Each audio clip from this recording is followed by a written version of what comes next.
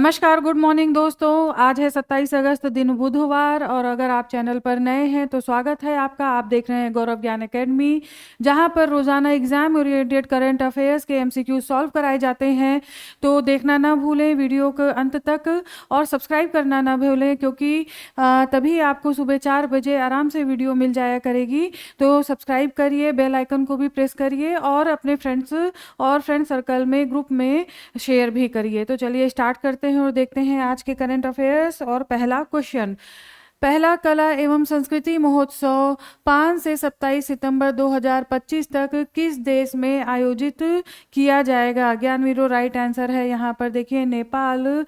22 दिनों का ये आयोजन है, 22 दिनों का ये आयोजन, जो कि काठमांडू काठमांडू काठमांडू और कीर्तिनगर, ठीक है, कीर्तिनगर के अलावा ललितपुर ललितपुर जैसे स्थानों पर इसका आयोजन किया जा रहा है। और इसका उद्देश्य, देखिए, इसका उद्देश्य है पर्यटन को बढ़ावा देना, पर्यटन को बढ़ावा देना, क्योंकि राष्ट्रीय और अंतर्राष्ट्रीय पर्यटन को इसके द्वारा बढ़ावा दिया जाएगा। और इसके साथ ही साथ देखिए, इसमें गणेश गणेश भैरव जी और देवी कुमारी, ठीक है, जीवित देवी कुमारी की प्रतिमा का अनावरण किया जाएगा, ठीक है। तो इतनी चीज़ें यहाँ पर हैं। देखिए ज्ञानवीरों, इसके अलावा और भी नेक्स्ट नेपाल के कुछ संबंधित करंट अफेयर आप देखिए। नेपाल से संबंधित कुछ अन्य करंट अफेयर, जैसे कि अभी भारत चीन के साथ जो व्यापारिक समझौता हो रहा है, उसमें लिपू लेख को लेकर के पुनः दावा किया गया है। लिपू लेख को लेकर के पुनः दावा किया गया है नेपाल के द्वारा। और देखिए, उत्तराखंड में 3 जगह है जहाँ पर, एक तो लिपू लेख हो गया, इसके साथ ही साथ लिपियानधुरा और काला पानी, इन तीनों ही जगहों पर नेपाल के द्वारा दावा किया गया है कि ये उसके स्थान है। नेक्स्ट देखिए आप, इसके अलावा 16 से 17 सितंबर के मध्य 2 दिवसीय यात्रा पर केपी शर्मा ओली भारत आने वाले हैं। केपी शर्मा ओली भारत आने वाले हैं। इसके अलावा एक अन्य फैक्ट और ज्ञानवीरों, देखिए एक अन्य फैक्ट ये है कि 80 मेगावाट बिजली 80 मेगावाट बिजली नेपाल के द्वारा बांग्लादेश को भेजी जाएगी, ठीक है, बांग्लादेश को दी जाएगी, ऐसी घोषणा नेपाल के द्वारा की गई है। और देखिए ज्ञानवीरों, ये जो बिजली है ये भारतीय ग्रिड से ही दी जाएगी, भारतीय ग्रिड के माध्यम से ही दी जाएगी। भारत की ही जो, क्योंकि नेपाल में जो मेनली बिजली ज़्यादा से ज़्यादा उत्पादन होता है वो भारतीय सहयोग से ही होता है, आपको पता होगा। तो ये जो बिजली है वो भारत की ही एक तरह से नेपाल के द्वारा बांग्लादेश को दी जा रही है। देखिए, अगर ऐसे मुद्दे पर देखा जाए तो मेरी बिल्ली मुझे से म्याऊं, लिपू लेख जैसे मुद्दे पर नेपाल भारत को आंख दिखा रहा है, हालांकि भारत ने सिरे से इसको इनकार कर दिया है। आ जाइए ज्ञानवीरों, अपना नेक्स्ट क्वेश्चन देखते हैं। आज का नेक्स्ट क्वेश्चन क्या है? हाल ही में भारत ने किस देश के साथ तवी नदी में संभावित बाढ़ की जानकारी साझा की है? राइट आंसर है पाकिस्तान। देखिए, मानवीयता के आधार पर भारत सरकार के द्वारा तवी नदी की जानकारी साझा की गई है, क्योंकि यहाँ पर माना जा रहा है कि बाढ़ की स्थिति आ चुकी है, जिसकी वजह से ये जानकारी दी गई है। हालांकि पहलगाम हमले के बाद देखिए, सिंधु नदी समझौता को स्थगित किया गया है, आपको पता होगा। ये सिंधु नदी समझौते को स्थगित किया गया है अस्थायी तौर पर, ठीक है, स्थगित किया गया है। अब आपको सिंधु नदी समझौता के भी बारे में ज्ञानवीरों जानना चाहिए। तो देखिए, ये जो समझौता हुआ था वो हुआ था 1960 में ये समझौता कहाँ पर हुआ था ज्ञानवीरों? तो ये समझौता हुआ था कराची में, ठीक है, ये समझौता कराची में हुआ था। अब देखिए, इसके साथ ही साथ जो नदियों का बंटवारा हुआ, जिसके पर नियंत्रण, कौन से देश का नियंत्रण कितनी नदियों पे होगा? तो देखिए, रावी, व्यास और सतलज पर भारत का नियंत्रण दिया गया, जबकि सिंधु चेनाब और झेलम पर, सिंधु, चेनाब और झेलम पर पाकिस्तान का नियंत्रण माना गया। ठीक है, पाकिस्तान का नियंत्रण माना गया। हालांकि अभी ये जो सिंधु नदी समझौता है ये स्थगित किया गया है। और देखिए ये समझौता कहाँ पर बैठ के हुआ था, तो ये हुआ था कराची में। ज्ञानवीरों आपको ये ध्यान रखना है। आ जाइए अब आगे बढ़ते हैं नेक्स्ट क्वेश्चन की तरफ। हाँ, एक चीज़ और रह गई इसमें, देखिए ज्ञानवीरों, जो ये समझौता किया गया था वो विश्व बैंक की मध्यस्थता से, ठीक है, विश्व बैंक की मध्यस्थता से किया गया था। एक पॉइंट इसमें ये भी होगा, तो आप ध्यान रखिए, क्योंकि देखिए ये क्वेश्चन जरूर पूछा जा सकता है किसी भी एग्जाम में, ये इम्पॉर्टेंट है। आ जाइए नेक्स्ट देखते हैं। मिग 21 के रिटायर होने से पहले अंतिम बार उड़ान भरकर सलामी किसने दी? ज्ञानवीरों राइट आंसर है एपी सिंह। ठीक है, वायुसेना के प्रमुख एपी सिंह के द्वारा ये सलामी दी गई है, अंतिम बार ये उड़ान भरी गई है। देखिए मिग 21 रिटायर हो रहा है ज्ञानवीरों, नेक्स्ट मंथ सितंबर में इसकी विदाई हो रही है। और ये जो विदाई समारोह है वो ज्ञानवीरों कहाँ पर है, तो आपको ये पता होना चाहिए। ठीक है, ये विदाई समारोह का आयोजन चंडीगढ़ में किया जाएगा। इस विदाई समारोह का आयोजन चंडीगढ़ में किया जाएगा, इम्पॉर्टेंट है, ध्यान रखिए। इसके साथ ही साथ आप देखिए पूरे 62 साल इसने अपनी भारतीय वायुसेना में सेवा दी है। 1963 में शामिल हुआ ये वायुसेना में, आपको पता ही होगा वायुसेना में शामिल हुआ। ठीक है, रूस द्वारा निर्मित, पता ही होगा आपको, रूस द्वारा निर्मित मिग 21। अब मिग 21 अगर जा रहा है तो इसका स्थान कौन कौन से विमान लेंगे ये भी आपको पता होना चाहिए। तो देखिए राफेल, तेजस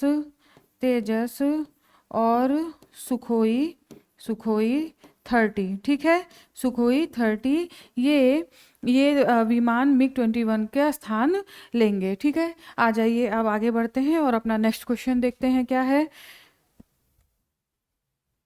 ठीक है, तो ज्ञानवीरों देखिए फिजी का मैप है ये आपके सामने। इसको लाने का मेरा उद्देश्य ये है क्योंकि अभी हाल फिलहाल में ही देखिए, अभी देखिए फिजी देखिए यहाँ पर है। ठीक है, फिजी ऑस्ट्रेलिया के ईस्ट में अगर आप देखेंगे तो ये फिजी है।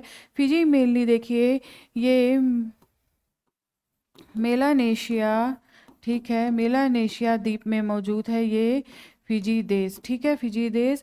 यहाँ की अगर हम राजधानी की बात करें तो ज्ञानवीरों, तो इसकी राजधानी है सुवा। मुद्रा की बात की जाए, करेंसी की बात की जाए तो वो है फिजी डॉलर। ठीक है, फिजी डॉलर। और अभी यहाँ पर पीएम आए, फिजी के पीएम, जिनकी मुलाकात प्रधानमंत्री मोदी से हुई और भारत के साथ यहाँ पर देखिए 7 समझौते भी हुए। तो देखते हैं इनके पीएम का नाम क्या है, तो राबुका, ठीक है, सितेवेनी राबुका। और जो भारत के साथ समझौते हुए उसमें सुपर स्पेशलिटी हॉस्पिटल का यहाँ पे भारत के द्वारा खोला जाएगा। ठीक है, इसके साथ अस्पताल, इसके साथ ही साथ जन जन औषधि केंद्रों की स्थापना भी फिजी में भारत के द्वारा की जाएगी। तो ये सारी चीज़ें हुई हैं और मेनली देखिए व्यापार से लेके रक्षा से लेके सभी मुद्दों पर बात हुई। फिजी के जो प्रधानमंत्री हैं उनके द्वारा भारत के जो संयुक्त राष्ट्र में स्थायी सदस्य के तौर पर समर्थन किया गया है। तो इतनी सारी बातें देखिए यहाँ पर हुई हैं। आ जाइए नेक्स्ट क्वेश्चन देखते हैं। और आपको राजधानी और मुद्रा ये दोनों चीज़ें याद रखनी है, फिजी डॉलर, ठीक है ना, फिजी डॉलर, तो आपको ये याद रखना है। आ जाइए नेक्स्ट क्वेश्चन देखते हैं। हाल ही में इंडसइंड बैंक के नए एमडी और सीईओ कौन बने हैं? राइट आंसर है राजीव आनंद, जो अगले 3 साल तक इनका कार्यकाल होगा। 3 साल तक कार्यकाल, यानी कि अगस्त 2028 तक, ठीक है, 2028 तक इनका कार्यकाल है। चलिए नेक्स्ट क्वेश्चन देखते हैं। फिक्की और भारतीय बैंक संघ द्वारा संयुक्त रूप से आयोजित फीबैक 2025 सम्मेलन 25-26 अगस्त को कहाँ हुआ? ज्ञानवीरो राइट आंसर है यहाँ पर मुंबई। आरबीआई के गवर्नर ने भारत की वित्तीय व्यवस्था को स्थिरता के साथ गतिशीलता दोनों ही मुद्दों पर यहाँ पर बात की गई, तो ये आयोजन मुंबई में किया गया, आपको ये ध्यान रखना है। और आ जाइए नेक्स्ट क्वेश्चन की तरफ। हाई अलर्ट फैक्ट देखते हैं। सरकार ने एक तो सरदार वल्लभ भाई पटेल, बिरसा मुंडा की 150वीं जयंती को मनाने का जो लक्ष्य को जो मनाया जा रहा है उस पर एक समिति का गठन किया गया है, इन तीनों पर ही। तो उस समिति के जो अध्यक्ष होंगे वो होंगे प्रधानमंत्री मोदी। तो इसमें 3 लोग हैं, वल्लभ भाई पटेल, बिरसा मुंडा और अटल बिहारी वाजपेयी। अटल बिहारी वाजपेयी की शताब्दी जयंती मनाई जाएगी, तो इस तरह से इन तीनों ही समितियों के अध्यक्ष होंगे प्रधानमंत्री मोदी। बिरसा मुंडा हम लोग जानते हैं, उल गुलान जो आदिवासी आंदोलन था उसका नेतृत्व बिरसा मुंडा ने किया था, और वल्लभ भाई पटेल के बारे में तो सभी जानते हैं। ठीक है, आ जाइए नेक्स्ट क्वेश्चन देखते हैं। जिला न्यायपालिका में एआई के उपयोग पर दिशा निर्देश जारी करने वाला भारत का पहला उच्च न्यायालय कौन सा है? राइट आंसर है ज्ञानवीरो केरल उच्च न्यायालय। ठीक है, केरल उच्च न्यायालय।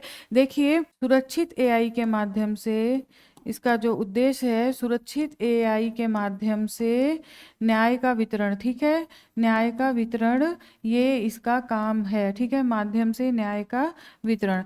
तो ज्ञानवीरो इसको ध्यान रखिए, केरल उच्च न्यायालय। नेक्स्ट क्वेश्चन देख लीजिए।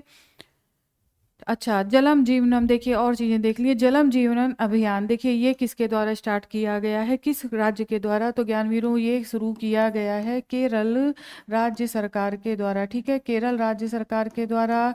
और इसको क्यों किया गया है? देखिए ये 29 से 30 अगस्त में ये आयोजन किया जाएगा, क्योंकि अभी हम जानते हैं जो ब्रेन ईटिंग अमीबा, मैंने आपको बताया भी था, तो ब्रेन ईटिंग अमीबा के जो कि ब्रेन सेल्स को समाप्त करते हैं और लोगों का जीवन में लगभग वो मृत्यु हो जाती है, लगभग 1% लोग इस बीमारी से बच पाते हैं। तो ब्रेन ईटिंग अमीबा के 18 केस केरल में आ चुके हैं, जिसके कारण ये अभियान वाटर इज लाइफ चलाया गया है। और कुओं जलाशयों को साफ करना लक्ष्य रखा गया है। तो ज्ञानवीरों ये आपको याद रखना है, केरल राज्य सरकार के द्वारा। देखिए, भारत का पहला पूर्ण रूप से डिजिटली साक्षर राज्य कौन सा है? डिजिटलीकरण साक्षरता राज्य प्राप्त करने वाला है केरल। ठीक है, केरल, ये भी आपको याद रखना है। नेक्स्ट देखिए, निवेश को बढ़ावा देने के लिए जिलेवार इन्वेस्टमेंट फैसिलिटेशन सेल्स किसने स्थापित किया है? हर एक जिले में ये सेल की स्थापना की जाएगी, तो वो भी केरल के द्वारा। ठीक है, आपको ध्यान रखना है इस इन्वेस्टमेंट फैसिलिटेशन सेल्स। तो आपको ये तीनों चीज़ें याद रखनी है, ये तीनों क्वेश्चन इंपॉर्टेंट हैं। आ जाइए, अब आगे बढ़ते हैं नेक्स्ट क्वेश्चन की तरफ। एडीआर रिपोर्ट 2025 के अनुसार किस राज्य के मुख्यमंत्री के विरुद्ध सर्वाधिक आपराधिक मामले दर्ज हैं? तो यहाँ पर देखिए, रेवंत रेड्डी जो कि तेलंगाना के मुख्यमंत्री हैं, उनके खिलाफ सर्वाधिक मामले दर्ज किए गए हैं, 89 मामले दर्ज किए गए हैं। और दूसरा जिसमें इस मामले में जिसका स्थान है वो है तमिलनाडु के मुख्यमंत्री, तमिलनाडु के मुख्यमंत्री जिनका नाम है स्टॉलिन, MK स्टॉलिन। ठीक है, MK स्टॉलिन। तो सेकेंड स्थान पर ये हैं, सेकेंड पोजीशन पर ये हैं। आ जाइए नेक्स्ट देखते हैं, next question. IMD smart city index 2025 में शीर्ष स्थान किस शहर ने प्राप्त किया है? राइट आंसर है ज्यूरिख। ज्यूरिख कहाँ पर है आपको पता होना चाहिए, स्विट्जरलैंड में। ठीक है, स्विट्जरलैंड में। और ये जो रिपोर्ट बनाई जाती है, ये जो इंडेक्स बनाया जाता है ज्ञानवीरों, वो इंडेक्स बनाया जाता है गतिशीलता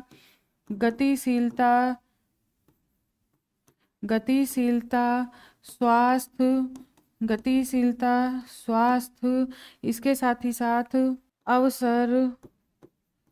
अवसर और शासन किस प्रकार का है। ठीक है, शासन का आधार।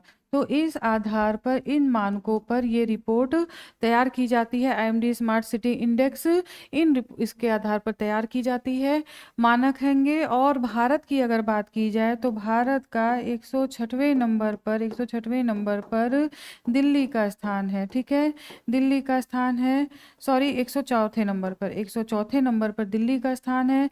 और 106वें नंबर पर मुंबई का स्थान है। तो टॉप 100 में भारत का कोई भी शहर शामिल नहीं है। तो इस तरह से आप देखिए 104 और 106 स्थान। आ जाइए नेक्स्ट क्वेश्चन देखते हैं।